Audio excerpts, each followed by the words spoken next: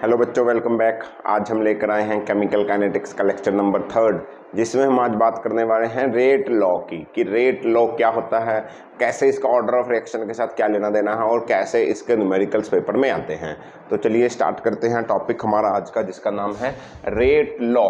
तो rate law आपने अभी लास्ट टॉपिक में हमारा जो लास्ट टॉपिक था उसमें हमने पढ़ा था factors affecting rate of reaction. Factors affecting rate of reaction, उस फैक्टर्स में हमने पढ़ा था। सबसे पहला फैक्टर था वो था कंसंट्रेशन ऑफ रिएक्टेंट, शायद दूसरा था कंसंट्रेशन ऑफ रिएक्टेंट्स। तो हमने पढ़ा था जैसे जैसे रिएक्टेंट की कंसंट्रेशन कम होती जाएगी, जैसे जैसे कंसंट्रेशन कम होती जाएगी वैसे वैसे रेट ऑफ रिएक्शन भी कम होता जाएगा। एग्जाम्पल भी दी थी आपको एक वाटर टैप की कि जैसे जैसे ऊपर टंकी में पानी कम होता जाएगा तो वाटर में टैप का प्रेशर कम होता जाएगा। जैसे जैसे पानी का प्रेशर बढ़ा देंगे टंकी में तो वैसे वैसे टैप का प्रेशर बढ़ जाएगा। तो ऐसे ही रिएक्शन भी ऐसे ही डिपेंड करता है। जैसे जैसे आपकी एक रिएक्शन लिखता हूँ 2B plus gives 3C plus 2D, मान लो ऐसा रिएक्शन है। तो जैसे जैसे रिएक्टेंट की कंसंट्रेशन कम होती जाएगी रेट ऑफ रिएक्शन भी कम होता जाएगा। तो रेट लॉ भी यही बताता है कि कैसे रेट ऑफ रिएक्शन कंसंट्रेशन के ऊपर डिपेंड करता है।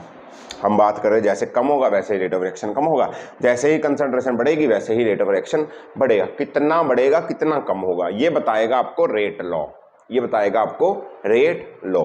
अब रेट लॉ क्या बोलता है? रेट लॉ क्या बोलता है? ये बोलता है कि जो रेट ऑफ रिएक्शन है, जो रेट ऑफ रिएक्शन है वो कंसंट्रेशन पर डिपेंड करता है। बिल्कुल, तो रेट ऑफ रिएक्शन डिपेंड करेगा ए की कंसंट्रेशन पर, रेट ऑफ रिएक्शन डिपेंड करेगा बी की कंसंट्रेशन पर। तो रेट ऑफ रिएक्शन डिपेंड करेगा ए की कंसंट्रेशन पर, और जो ए का स्टोइकियोमेट्रिक कोफिशिएंट होगा वो इसकी रेज टू द पावर में चला जाएगा। रिएक्टेंट की बात कर रहा हूँ, प्रोडक्ट की बात नहीं करनी रेट ऑफ रिएक्शन में। रेट लॉ में रेट ऑफ रिएक्शन डिपेंड करता है ए की कंसंट्रेशन पर, और रेट ऑफ रिएक्शन डिपेंड करेगा बी की कंसंट्रेशन पर। इसका स्टोइकियोमेट्रिक कोफिशिएंट 1 है तो इसके रेज टू द पावर में चला जाएगा, जो कि लिखने की जरूरत नहीं होती। तो इस पूरे का रेट ऑफ रिएक्शन, ये पूरा रेट ऑफ रिएक्शन मतलब कि पूरे का रेट कितनी जल्दी रेट होगा वो ए की कंसंट्रेशन पे भी डिपेंड करेगा, बी की कंसंट्रेशन पे भी डिपेंड करेगा। समझो, आप बोलोगे सिर्फ एक पे करेगा। अरे यार, मान लो H2 और O2 मिलकर H2O बनाते हैं। मान लो H2 और O2 मिलकर H2O बनाते हैं, इसको 2H2 कर दे, ऐसे कर देते हैं। तो अगर मैं इसकी कंसंट्रेशन सिर्फ बढ़ा दूं, मैं सिर्फ इसकी कंसंट्रेशन बढ़ा दूं और इसकी कंसंट्रेशन को सेम रखूं तो क्या मिलेगा आपको? तो मिलेगा 2H2O प्लस H2। समझे ना? समझे? क्या H2 की कंसंट्रेशन बढ़ाने पर वाटर की कंसंट्रेशन बढ़ी? नहीं, रेट थोड़ी बढ़ा। रेट तो उतना ही रहा ना यार, ये एक्स्ट्रा मिलने लग गया, मिलेगा तो वाटर ही। तो अगर इसकी कंसंट्रेशन भी डबल कर दूंगा, अगर इसकी कंसंट्रेशन भी डबल कर दूंगा तो ये ऐसे लिख सकता हूं, ऐसे लिख सकता हूं 4H2 8। सही है। तो कंसंट्रेशन तो रिएक्टेंट की दोनों की जरूरत है। आपको अगर रेट बढ़ाना है, आपको अगर रिएक्शन का रेट बढ़ाना है तो आपको रिएक्टेंट की जितने भी रिएक्टेंट है सबकी कंसंट्रेशन पे ही फर्क डालना पड़ेगा। सिर्फ एक की कंसंट्रेशन पे फर्क नहीं डलता, मतलब से इफेक्ट नहीं होता कि एक ही बढ़ूंगा तो रेट ऑफ रिएक्शन डबल हो जाए, नहीं, दोनों को चेंज करना पड़ेगा, जितनी भी कंसंट्रेशन है उनके हिसाब से। तो रेट ऑफ रिएक्शन एक ही कंसंट्रेशन पे भी डिपेंड करता है, जिसके साथ कोफिशिएंट है वो ऊपर चला जाएगा। रेट ऑफ रिएक्शन बी की कंसंट्रेशन पे भी डिपेंड करता है। सही है। तो इसमें मैं क्या करता हूं, तो रेट ऑफ रिएक्शन को लिख सकता हूं directly proportional to A raise to the power 2 और B। अब ये प्रोपोर्शनैलिटी का साइन हटाने के लिए हमें बच्चों वाला काम करते हैं, बचपन से इक्वल टू ले आते हैं और एक कांस्टेंट लेकर आएंगे जिसको बोलेंगे ए कह रहा हूं, सॉरी, K। इस K को बोलते हो रेट कांस्टेंट, इस K को बोलते हो आप रेट कांस्टेंट, इस K को बोला जाता है। ये जो कांस्टेंट आया रेट कांस्टेंट, इसको एक और बोलते हैं, इसको बोलते हैं वेलोसिटी कांस्टेंट भी कुछ किताबों में, इसको वेलोसिटी कांस्टेंट भी बोलते हैं। इसको एक और बोलते हैं, इसको बोलते हैं specific rate constant, specific rate constant. कौन है ये K है, ये महाशय K जो कांस्टेंट आया। तो रेट ऑफ रिएक्शन ए की कंसंट्रेशन पे डिपेंड करता है, उसकी कंसंट्रेशन कितनी है। रेट ऑफ रिएक्शन बी की कंसंट्रेशन पे भी डिपेंड करता है, उसकी रेट ऑफ रिएक्शन। मान लो इसमें एक और होता ई, तो ये ई पे भी डिपेंड करता। तो रेट ऑफ रिएक्शन सारे रिएक्टेंट्स की कंसंट्रेशन पे डिपेंड करेगा, ना कि किसी एक की। किसी एक की बढ़ाओगे तो रेट ऑफ रिएक्शन में फर्क पड़ेगा, बट सबकी चेंज करोगे तो रेट ऑफ रिएक्शन में फर्क पड़ेगा। इसका नाम समझ में आया? के को रेट कांस्टेंट, वेलोसिटी कांस्टेंट या स्पेसिफिक रेट कांस्टेंट हम बोलते हैं। इसका फर्क क्या हुआ, देखो मैं समझाने की कोशिश करता हूं तुम्हें। रेट कांस्टेंट या रेट लॉ है क्या? मैं बोलता हूं कि अगर मैं ए की कंसंट्रेशन डबल कर दूं, सुनो मेरी बात, अगर मैं ए की कंसंट्रेशन को डबल कर दूं, ए की कंसंट्रेशन को डबल कर दूं, तो ए की कंसंट्रेशन को डबल करने का मतलब क्या हुआ? ए हो गया 2a, समझे? तो ए की जगह में लिख सकता हूं 2a, और 2 के साथ एक और 2 लगा हुआ था, तो इसको क्या करेंगे? ए की कंसंट्रेशन को कर दो डबल, ऐसे कर सकता हूं। तो रेट ऑफ रिएक्शन ए की कंसंट्रेशन पे फर्क डालेगा। ए की कंसंट्रेशन पहले 100 थी, अब 200 कर दी, तो 100 की और उसके रेज़ टू द पावर में 2 चला जाएगा। तो नया रेट ऑफ रिएक्शन क्या बनेगा? नया रेट ऑफ रिएक्शन बनेगा के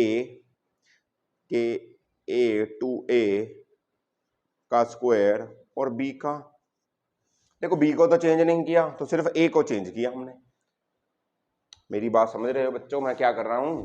कुछ नहीं करना। अगर एक की कंसंट्रेशन करी तो एक की ही रेट ऑफ रिएक्शन से फर्क पड़ेगा, दूसरे की तो चेंज नहीं करे। अगर मैं बोलूं बी की कंसंट्रेशन डबल कर दो, तो बी की कंसंट्रेशन डबल कर दो, और इसके साथ में तो ऊपर इसका तो 1 ही है, कंसंट्रेशन बदली है अंदर वाली, ऐसे इसके आगे 2 नहीं लगा दिया, समझो, तो वो इसके आगे लगेगा, वो तो ऊपर जाएगा, कॉफिशिएंट, स्टोइकियोमेट्रिक कॉफिशिएंट बनकर, तो ऐसे ही चेंज होता रहेगा। क्लियर है? अच्छा, इसका स्टैंडर्ड फॉर्मूला बता देता हूं, रेट लॉ कैसे लिखते हैं, सुन लो। रेट लॉ को कैसे लिखते हैं? रेट लॉ को स्टैंडर्ड लिखा जाता है, यहां लिख देता हूं। अगर मान लो कोई भी रिएक्शन है आपके पास, कोई भी रिएक्शन है, तो उसको रेट लॉ को ऐसे लिखेंगे, rate of reaction is equal to k rate constant, और अगर ए की कंसंट्रेशन है उसके रेज टू द पावर में एक्स लिखेंगे, जैसे यहां पर ये लिखा। अगर बी की कंसंट्रेशन है उसके रेज टू द पावर में वाई लिखेंगे, जो भी होगा 1 2 3 1 बना, कुछ भी हो सकता है। ये जो एक्स और वाई है, ये जो एक्स और वाई है, इनकी वैल्यू कुछ भी हो सकती है, माइनस हो सकती है, 0 हो सकती है, और प्लस में 1 2 3 कितनी भी हो सकती है, दोनों की वैल्यू। और ये एक्स और वाई क्या होते हैं? एक्स होता है order of reaction, order of reaction with respect to X, with respect to X कह रहा हूं, विद रिस्पेक्ट टू ए।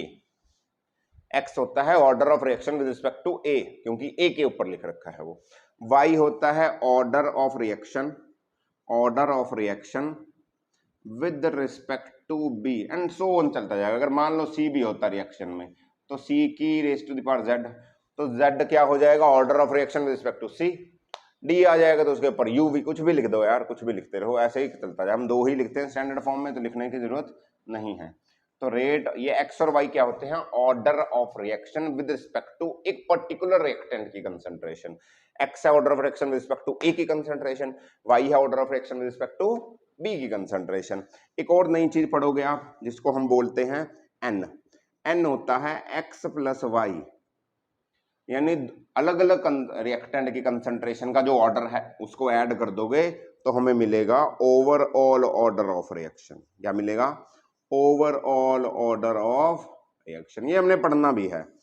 ये ओवरऑल ऑर्डर ऑफ रिएक्शन अलग अलग होते हैं। 0 ऑर्डर रिएक्शन होता है, first order, second order, third order. हमारे सिलेबस में सिर्फ 0 और फर्स्ट है, इसको डिटेल में हम आगे स्टडी करेंगे। अभी मैं सिर्फ रेट लॉ को बताने के लिए बेसिक सी बात बताई ऑर्डर ऑफ रिएक्शन की, आगे पढ़ेंगे ऑर्डर ऑफ रिएक्शन को। अभी के लिए इतना समझो, एक्स है order of reaction with respect to A, y है order of reaction with respect to B, और एन है ओवरऑल ऑर्डर ऑफ रिएक्शन, जो जिसके ऑर्डर ऑफ रिएक्शन सबको ऐड कर दो। जेड होता तो जेड को भी ऐड कर देते, n is equal to x plus y plus z. समझे? अब कई बच्चे सोच रहे होंगे सर ये के क्या होता था? Rate constant.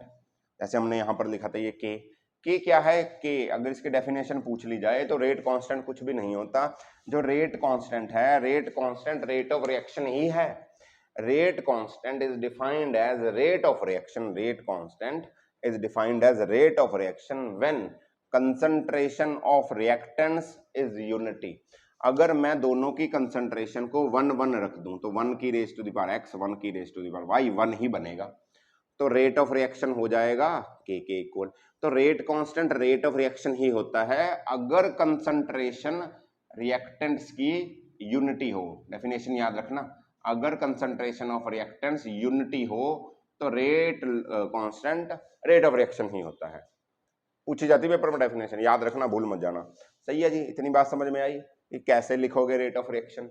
Rate of reaction पहले भी हमने लिखना सीखा था, याद होगा तुम्हें। पहले रेट ऑफ रिएक्शन ऐसे लिखते थे, rate of reaction is equal to minus of d A by d t, और उसका कोफिशिएंट 1 में करते थे, या minus of d B by d t और plus of d C by d t, ऐसे करते थे ना। अब रेट ऑफ रिएक्शन ऐसा भी लिख सकते हो तुम, दूसरा फॉर्मूला बना रेट ऑफ रिएक्शन लिखने का, दो तरह से रेट ऑफ रिएक्शन, ऐसे तो सीखा था तुमने सबसे पहले लेक्चर में, ऐसा भी रेट ऑफ रिएक्शन लिखा जा सकता है। रेट ऑफ रिएक्शन के दो फॉर्मूलाज याद रखना, ये रेट, ये है order of reaction respect to A with respect to y, और ये है ओवरऑल ऑर्डर ऑफ रिएक्शन। इतनी बात समझ में आई हो तो चले आगे, चले पक्का। तो ये है हमारा एक क्वेश्चन, हम इस क्वेश्चन के माध्यम से एक रेट लॉ को समझने की कोशिश करते हैं। तो क्वेश्चन ये कहता है कि रेट लॉ ये बोलता है किसी रिएक्शन के लिए, मैंने रिएक्शन नहीं लिखा, डायरेक्ट रेट लॉ लिख दिया, कि किसी रिएक्शन में जो रेट ऑफ रिएक्शन है वो ये है, वो ये है। अब मैं बोलता हूं अगर इस इनमें से किसी की कंसंट्रेशन बदल दूं तो रेट ऑफ रिएक्शन पे क्या फर्क पड़ेगा। पहला केस है अगर मैं कंसंट्रेशन ऑफ H प्लस की डबल कर देता हूं, अगर मैं concentration of H plus double कर देता हूं तो रेट ऑफ रिएक्शन पे क्या फर्क पड़ेगा, समझो। अब ये रेट ऑफ रिएक्शन है, पहला रेट ऑफ रिएक्शन लिख रखा है, इसको नाम दे दो R, मान लो। अगर H प्लस की कंसंट्रेशन डबल हुई है तो उस रेट को नाम दे दो R1, रेट ऑफ रिएक्शन ही है वो, रेट ऑफ रिएक्शन या रेट ऑफ रेट, यही तो है रेट ऑफ रिएक्शन। तो उसका दे दो, तो उसके लिए क्या फर्क पड़ेगा, तो K आएगा। देखो H प्लस की कंसंट्रेशन डबल की बात हुई है, NO2 और I की कोई बात नहीं हुई, तो NO2 और I को तो ऐसे ही लिखा रहने दो, NO2 और I को तो ऐसे ही लिखा रहने दो। कंसंट्रेशन किसकी डबल हुई, H प्लस की, तो H प्लस की कंसंट्रेशन को डबल कर दो। डबल कैसे करोगे, 2 कर दो, इसकी डबल यही तो होगी, और इसका कॉफिशिएंट नहीं छेड़ना। डबल करते हुए कॉफिशिएंट को डबल नहीं कर देना, यहां कंसंट्रेशन के अंदर जो पड़ा है उसको डबल कर दो, उसको डबल कर दोगे, समझे। अब ये भी रेट ऑफ रिएक्शन है, ये भी रेट ऑफ रिएक्शन है, दोनों रेट ऑफ रिएक्शन को डिवाइड कर दो। ये R, इसको बोल दो 1, इसको बोल दो 2, तो क्या करो, डिवाइड 1 बाय 2, या 2 बाय 1 या 1 बाय 2 कुछ कर दो, लो 2 बाय 1, कुछ फर्क नहीं पड़ता, एक ही है। तो क्या करेंगे हम, R by R1 is equal to K। अब ये NO2K I और I ये तो कट ही जाएंगे, ये तो कट ही जाएंगे ना, सेम है, तो उसको तो लिखता ही नहीं मैं। बचा क्या, ऊपर बचा H प्लस का स्क्वायर, नीचे क्या बचा, नीचे बचा 2H प्लस का स्क्वायर। 2H प्लस का स्क्वायर करूंगा तो क्या हो जाएगा, ये हो जाएगा 4H प्लस का स्क्वायर। 4H प्लस का स्क्वायर नहीं हो जाएगा, 2 का स्क्वायर 4 हो जाएगा, इसका हो जाएगा। अब H प्लस के स्क्वायर से H प्लस का स्क्वायर काट दो, बचा क्या 4, बचा क्या 4। तो rate is equal to 1/4 R1, या क्या करेंगे, R1 is equal to 4R, यानी कि जो नया रेट आया वो पुराने रेट से 4 गुना बढ़ जाएगा। न्यू रेट क्या होगा, 4 टाइम्स हो जाएगा। इसकी कंसंट्रेशन डबल करने से रेट ऑफ रिएक्शन 4 टाइम्स बढ़ गया। ये देखो, ये पुराना रेट था, ये नया रेट था, तो नया रेट पुराने के 4 टाइम्स हो गया। ये रिएक्शन 4 टाइम्स तेज होने लग जाएगा अगर सिर्फ H2 की कंसंट्रेशन बढ़ाओगे। दूसरा करके देख लो, अगर मैं बोलता हूं कि दूसरे की कंसंट्रेशन हाफ कर दो, किसकी कर रखी है, I की कंसंट्रेशन हाफ कर रखी है ना, I किया ना, I की कंसंट्रेशन हाफ करके, तो बाकी को तो नहीं छेड़ना, तो ये तो सेम ही रहेगा। तो R1 को क्या करो, KNO2 I की कंसंट्रेशन हाफ करिए, हाफ मतलब I/2, और ये H प्लस का स्क्वायर, ऐसे तो करोगे। नया रेट तो यही बनेगा ना, I की कंसंट्रेशन को हाफ कर दो, हाफ मतलब 1/2 से डिवाइड कर दो। अब इन दोनों को फिर डिवाइड कर दो, R/R1 फिर करोगे तो K से K कटा, NO2 से NO2 कटा, H प्लस से H प्लस से, तो सेम बचा क्या, I/2, तो ये बचा I/2, ये ऊपर चला जाएगा, तो I से I फिर कटा, तो R कितना आया, या R1 कितना आया, R1 आया R/2, यानी कि अगर मैं इसकी कंसंट्रेशन हाफ कर दूं, अगर मैं इसकी कंसंट्रेशन बच्चों हाफ कर दूं तो रेट ऑफ रिएक्शन हाफ हो जाएगा, रेट हाफ टाइम्स स्लो हो जाएगा, वहाँ 4 टाइम्स फास्ट हो रहा था, यहाँ हाफ टाइम्स स्लो हो जाएगा। तीसरा खुद निकाल के देखो एक बार, तीसरा एक बार खुद निकाल के देखो, 1 मिनट का समय देता हूँ और उसके बाद आंसर बताएंगे। हो गया 1 2 और 3 कर दूं? ठीक है जी। तो देखो क्या करोगे, इसमें भी ऐसा ही करोगे। इन्होंने बोला हर एक की कंसंट्रेशन ट्रिपल कर दी गई, हर एक की कंसंट्रेशन ट्रिपल कर दी गई, तो सबकी कंसंट्रेशन ट्रिपल कर दो। तो यहाँ पर ट्रिपल हो जाएगी, यहाँ पर भी ट्रिपल हो जाएगी और यहाँ पर भी ट्रिपल हो जाएगी, यहाँ पर भी ट्रिपल हो जाएगी। तो क्या करेंगे, R/R1 is equal to K से K तो कट ही जाएगा, NO2 से NO2 भी कट जाएगा, तो बचेगा क्या 1/3 और वहाँ I से ये भी कट जाएगा, तो बचेगा क्या 1/3 और यहाँ भी डबल की तो 3 का स्क्वायर 9, तो यहाँ क्या बचेगा 1/9। समझे ना, यहाँ क्यों बचा 3, यहाँ तो इसका 1 रेस था, यहाँ 2 है तो 3 का 9, तो बाकी सारा कुछ कट गया, NO2 से NO2, I से I और H से H बचा ये। तो यहाँ क्या होगा, इसको उधर भेजो, इसको उधर भेजो और इसको इधर भेजो, तो R1 is equal to 81 times of R। अगर सबकी कंसंट्रेशन में ट्रिपल कर दूं तो रेट ऑफ रिएक्शन 81 टाइम्स बढ़ जाएगा। कितना बढ़ जाएगा, 81 टाइम्स बढ़ जाएगा।